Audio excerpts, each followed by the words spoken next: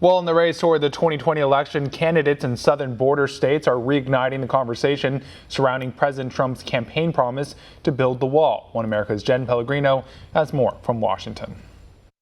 Addressing thousands at his Wildwood, New Jersey rally on Tuesday, President Trump touched on a key issue that has been lacking in recent media attention: our southern border.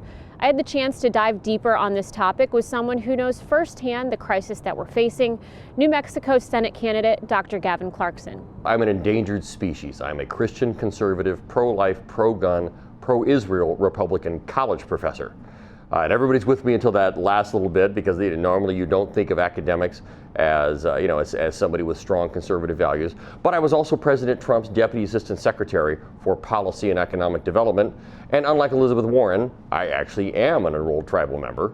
And so I'm running for the open United States Senate seat here in New Mexico.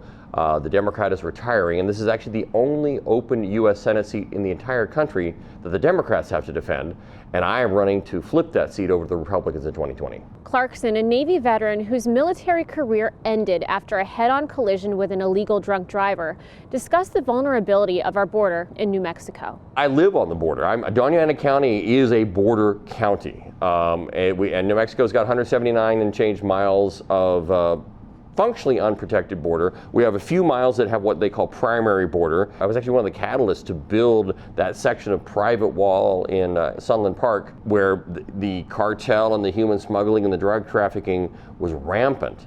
Addressing a particular section of the border at a site called Monument 1, Clarkson described an area where illegals could cross with alarming ease. There's no wall, there's no fence, there's not even a pile of rocks.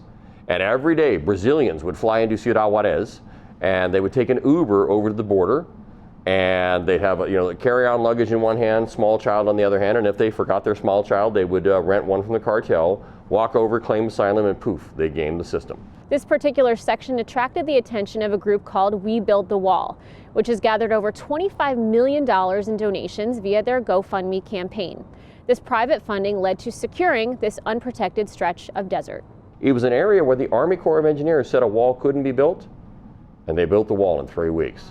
And that has put a huge dent in the cartel trafficking across that section. President Trump's recent commitment to curb birthright citizenship is especially critical along the New Mexico border, where Americans' hard-earned tax dollars are funding the education of these children. In Columbus, New Mexico, on the border with Mexico, every morning during the school year, 700 children who live in Mexico, whose parents tricked Border Patrol into allowing them to cross over on a humanitarian visa so they could have the baby born in a U.S. hospital. Well, now they have a U.S. birth certificate. So every morning they cross the border into the U.S.